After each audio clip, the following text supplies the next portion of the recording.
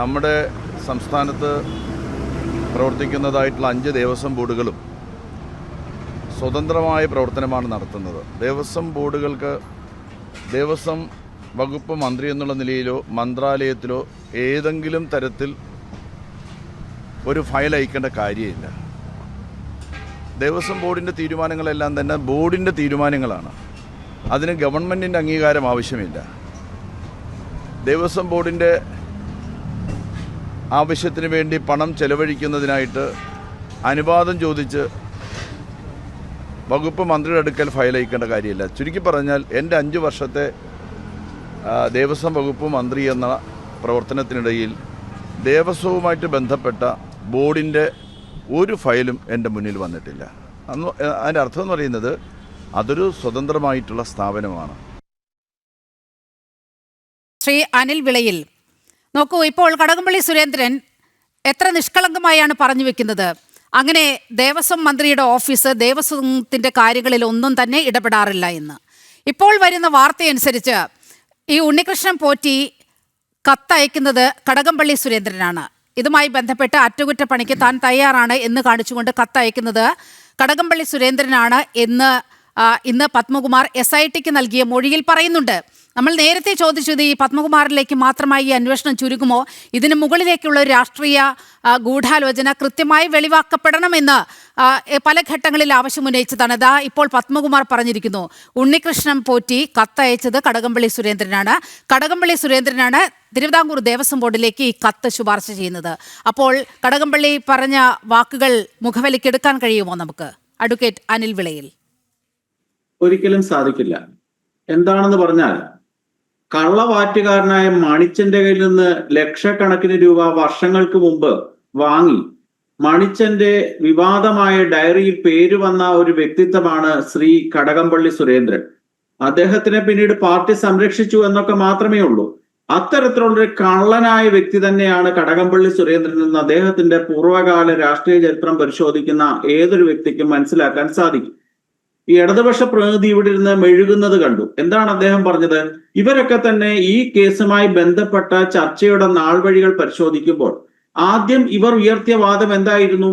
ഇവർ അന്ന് ആദ്യം പറഞ്ഞ വാദം, ഇത് പമ്പയില് ഞങ്ങൾ സംഘടിപ്പിച്ച അയ്യപ്പ സംഗമത്തിന്റെ ശോഭ കെടുത്താൻ വേണ്ടി ഉണ്ടാക്കിയിട്ടുള്ള ഒരു സംഭവമാണ് ഇത്.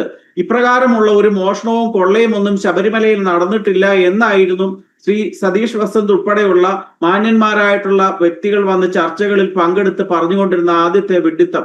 അതിനുശേഷം ഉണ്ണികൃഷ്ണൻ പോറ്റിയെ അറസ്റ്റ് ചെയ്ത് കഴിഞ്ഞപ്പോൾ പറഞ്ഞു, ഇത് ഉണ്ണികൃഷ്ണൻ പോറ്റി എന്ന് പറഞ്ഞൊരു അവതാരത്തിന്റെ സൃഷ്ടിയാണ് ഈ കള്ളത്തരങ്ങൾ. അയാൾ മണ്ടനായതുകൊണ്ടാണ് അയാൾ ഇപ്രകാരം കേസിൽ പ്രതിയായത്.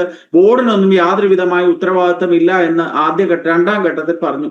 അതിനുശേഷം അന്വേഷണം ഉദ്യോഗസ്ഥന്മാരിലേക്ക് നീങ്ങി. ശ്രീ മുരാരി ബാബുവിന്റെ കൂട്ടുള്ള സുധീഷ് കുമാറിന്റെ കൂട്ട്, ബൈജുവിന്റെ കൂട്ടുള്ള ഉദ്യോഗസ്ഥരിലേക്ക് നീങ്ങിയപ്പോൾ എന്താണ് പറഞ്ഞത്? ദേവസ്വം ബോർഡിലെ ജീവനക്കാരായ ഉദ്യോഗസ്ഥന്മാർ കാണിച്ച കള്ളമാണ്, അതുകൊണ്ട് ഞങ്ങൾക്കൊന്നും ഉത്തരവാദിത്തമില്ല. അതും മാറി ഇപ്പോൾ ബോർഡിലേക്ക് തന്നെ വന്നിരിക്കുകയാണ്. സ്വാഭാവികമായിട്ടും ബോർഡിൽ നിന്ന് അടുത്ത പടി, ശബരിമലയിലെ ഓരോ പടികൾ കയറുന്നത് പോലെ തന്നെ ഇതിനകത്തും ഓരോരോ പടികൾ കയറിക്കൊണ്ടിരിക്കുകയാണ്. ഒന്നാം പടിയായി ഉണ്ണികൃഷ്ണൻ പോറ്റി, രണ്ടാം പടിയായിട്ടുള്ള മുരാരി ബാബു, മൂന്നാം പടിയായിട്ടുള്ള സുധീഷ് കുമാർ, നാലാം പടിയായിട്ടുള്ള വാസു, അഞ്ചാം പടിയായിട്ടുള്ള വ്യക്തി, ഇപ്പോൾ 6ാം പടിയായിട്ടുള്ള ഈ കള്ളനായിട്ടുള്ള പത്മകുമാറിലേക്ക് എത്തിച്ചേർന്നു എന്നുള്ള യാഥാർത്ഥ്യം വരുമ്പോൾ ബാക്കി 18 പടികൾ കിടക്കുകയാണല്ലോ. ഈ 18ാം പടിക്ക് അപ്പുറത്തേക്ക് 18ാം പടിയിലേക്ക് ചെല്ലുമ്പോൾ ഈ പത്മകുമാർ ആദ്യഘട്ടത്തിൽ പറഞ്ഞൊരു ഇന്റർവ്യൂ എല്ലാ മാധ്യമങ്ങളിലും കിടപ്പുണ്ട്.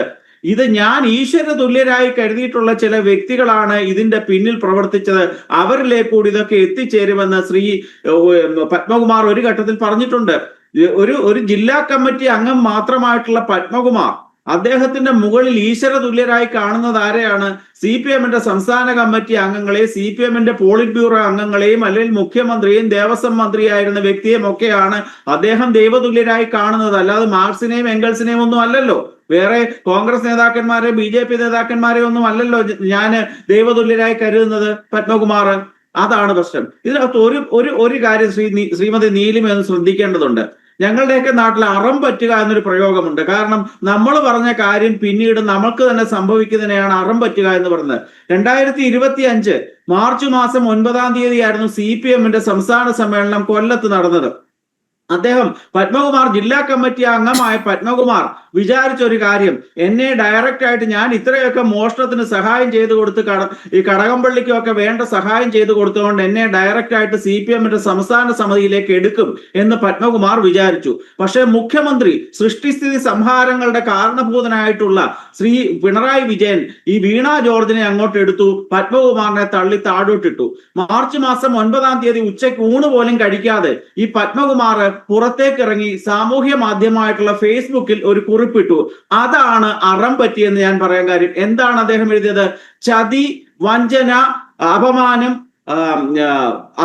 53 വർഷത്തെ പൊതുപ്രവർത്തനം, ലാൽ സലാം, ഇത്രയും 4 വാക്കുകളായിരുന്നു ശ്രീ പത്മകുമാർ ഫേസ്ബുക്കിൽ കുറിച്ചത്. അതാണ് ഞാൻ പറഞ്ഞത്, ഇതാണ് അറം പറ്റിയത്. പത്മകുമാറിന്റെ അറം പറ്റും. പത്മകുമാറിന് മാർച്ചിൽ തന്നെ ബോധോദയം ഉണ്ടായി. അയ്യപ്പ ഭഗവാൻ അദ്ദേഹത്തിനെ കൊണ്ട് തോന്നിപ്പിച്ച ഘടകങ്ങളാണ്. അയ്യപ്പ ഭഗവാനെ ഞാൻ ചതിച്ചു, അയ്യപ്പ ഭഗവാനെ ഞാൻ വഞ്ചിച്ചു, അതുകൊണ്ട് എനിക്ക് നാണക്കേടുണ്ടാകും. 53 വർഷത്തെ എന്റെ പാരമ്പര്യം, എന്റെ പൊതുപ്രവർത്തന പാരമ്പര്യം എന്ന് പറയുന്ന സംഭവത്തിന് അന്ത്യമുണ്ടാകുമെന്ന് അറം പറ്റിയ വ്യക്തിയാണ് ശ്രീ പത്മകുമാർ. പത്മകുമാറിന്റെ രാഷ്ട്രീയ ചരിത്രം നമ്മൾ പരിശോധിക്കേണ്ടതുണ്ട്. 30 ഏതാണ്ട് 53 വർഷക്കാലത്തെ രാഷ്ട്രീയ പാരമ്പര്യം അവകാശപ്പെടുന്ന ഒരു കള്ളനാണ് പത്മകുമാർ എന്ന് പറഞ്ഞ്. വളരെ ചെറുപ്പത്തിലെ തന്നെ CPM-ന്റെ MLA ആയ വ്യക്തി, ദേവസ്വം ബോർഡ് പ്രസിഡന്റായ വ്യക്തി, ആറന്മുള മേഖലയിലെയും പത്തനംതിട്ട ജില്ലയിലെയും പൊതുപ്രവർത്തനത്തിൽ വളരെ സജീവമായി നിന്നി വ്യക്തിയായിരുന്നു ശ്രീ പത്മകുമാർ. അദ്ദേഹത്തിന് അറം പറ്റി എന്നുള്ളത് അദ്ദേഹം തന്നെയാണ് ഉണ്ടാക്കിയിട്ടുള്ളത്. അദ്ദേഹം ദൈവതുല്യരായി കരുതുന്ന കടകംപള്ളിയിലേക്കും ഇതിന്റെ അന്വേഷണം പോകും. കാരണം എന്താണ്? കടകംപള്ളിയോ പിണറായി വിജയനോ അറിയാതെ ഇത്തരത്തിലുള്ള ഒരു വലിയ കൊള്ള നടത്താൻ ശ്രീ പത്മകുമാറിന് സാധിക്കില്ല. അദ്ദേഹത്തിന്റെ രാഷ്ട്രീയ കാരണഭൂതന്മാരാണ് ഈ വ്യക്തികൾ എല്ലാവരും തന്നെ. അതേപോലെ തന്നെയാണ് കടകംപള്ളിയുടെ പശ്ചാത്തലം ഞാൻ നേരത്തെ സൂചിപ്പിച്ച തന്നെ. മണിച്ചൻ എന്ന് പറയുന്ന 100 കണക്കിന് ആൾക്കാരെ വിഷ മദ്യം കൊടുത്തു കൊന്ന മണിച്ചന്റെ ഡയറി വിജിലൻസ് പിടിച്ചെടുത്തപ്പോൾ, ക്രൈംബ്രാഞ്ച് പിടിച്ചെടുത്തപ്പോൾ അതിൽ 1-ാം സ്ഥാനത്തെ 1-ാം പേരുകാരനായിരുന്നു അന്ന് CPM-ന്റെ തിരുവനന്തപുരത്തെ ജില്ലയിലെ നേതാവ് മാത്രമായിരുന്ന കടകംപള്ളി സുരേന്ദ്രൻ. അന്നേരം കള്ളവാറ്റുകാരനിൽ നിന്ന് കൈക്കൂലിയ വാങ്ങിയ വ്യക്തിക്ക് ഈ സ്വർണം കിട്ടിയാൽ എന്താ രുചിക്കത്തില്ലേ? അദ്ദേഹം അത് രുചിച്ചിട്ടുണ്ട്. ആ രുചി AKG സെന്റർ വരെ എത്തിയിട്ടുണ്ട് എന്നുള്ള യാഥാർത്ഥ്യം പൊതുസമൂഹത്തിലെ എല്ലാവർക്കും അറിയാം. അതുകൊണ്ട് ഈ അന്വേഷണം കൃത്യമായ രീതിയിൽ പോവുകയാണെങ്കിൽ കടകംപള്ളിയിലേക്ക് എത്തും. വേറൊരു കാര്യമുണ്ട്, നമ്മൾ CIT പല സ്പെഷ്യൽ ഇൻവെസ്റ്റിഗേഷൻ ടീമിനെ പല രീതിയിലും അഭിനന്ദിക്കുമ്പോഴും ഈ കേസുമായി ബന്ധപ്പെട്ട് ചില പാളിച്ചകൾ അവർക്ക് ഉണ്ടായി എന്ന് നമ്മൾ മനസ്സിലാക്കേണ്ടതുണ്ട്. എന്താണ് പാളിച്ച? ഈ സംഭവം ഇപ്പോൾ ഉണ്ടായിട്ട് ഏകദേശം 60 ദിവസത്തിന് മുകളിലായി ഈ കേസുമായി ബന്ധപ്പെട്ട ജനം TV ഉൾപ്പെടെയുള്ള മാധ്യമങ്ങൾ ഈ വാർത്ത പുറത്തു കൊണ്ടുവന്നത്. ആ ദിവസം തൊട്ട് ഈ 60 ദിവസ കാലത്തിനുള്ളിൽ എല്ലാ തെളിവുകളും നശിപ്പിക്കാൻ, തങ്ങൾക്കെതിരെ ഭാവിയിൽ കോടതിയിൽ വരാൻ സാധ്യതയുള്ള എല്ലാ തെളിവുകളും നശിപ്പിക്കാനുള്ള ഒരു അവസരം, സുവർണ അവസരം പത്മകുമാറിനും വാസുവിനും ഒരുക്കി കൊടുത്തതില് SITക്ക് ഒരു പങ്കുണ്ട് എന്ന് ആരെങ്കിലും കരുതിയാൽ അതിനെ തെറ്റായിട്ട് നമുക്ക് പറയാൻ സാധിക്കില്ല. കാരണം ഇവരൊക്കെ പഠിച്ച കള്ളന്മാരാണ്. ഇത്രയും വർഷത്തെ കള്ളത്തരത്തിന്റെ പാരമ്പര്യം പേർന്ന ഈ വ്യക്തികൾക്ക് തങ്ങൾക്കെതിരായി വന്നു നിൽക്കാൻ സാധ്യതയും ഭാവിയിലെ ട്രയൽ സമയത്ത് കോടതിയിൽ തെളിവായിട്ട് വരാൻ സാധ്യതയുള്ള സർവ്വരേഖകളും ഈ മാന്യന്മാരായിട്ടുള്ള വ്യക്തികൾ നശിപ്പിച്ച് കാണുമെന്നുള്ളത് 100%. ശ്രീ അഡ്വക്കേറ്റ് അനിൽ വിളയിൽ, ഇന്ന് MV ഗോവിന്ദിന്റെ വാക്കുകൾ അത് സൂചിപ്പിക്കുന്നത് അത് തന്നെയാണ്.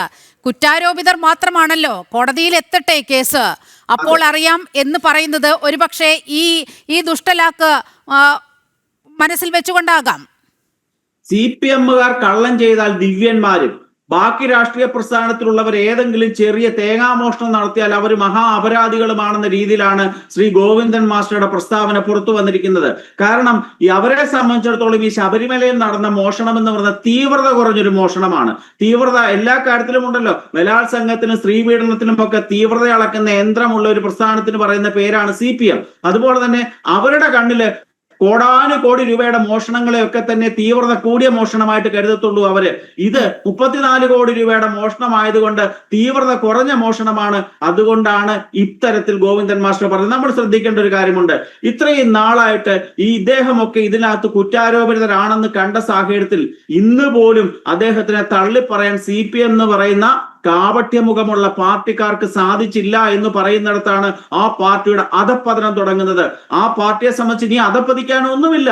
ഈ ഭൂമിയുടെ താഴേക്ക് അവർ താന്നു പോയി എന്നുള്ള അവസ്ഥയിൽ എത്തിച്ചേരുമ്പോൾ ഇവർ വിശ്വാസി സമൂഹത്തിനെ കാലാകാലങ്ങളായി എന്തൊക്കെ പറഞ്ഞാണ് പറ്റിക്കുന്നതെന്നും ആ വിശ്വാസി സമൂഹം കാണിക്കയായി കൊടുത്ത നിസ്സാര നാണയത്തുട്ടുകൾ മോഷ്ടിക്കാൻ പോലും യാതൊരു മടിയുമില്ല എന്ന് തെളിയിച്ച ഒരു പ്രസ്ഥാനമുണ്ടെങ്കിൽ ആ പ്രസ്ഥാനത്തിന്റെ പേരാണ് CPM.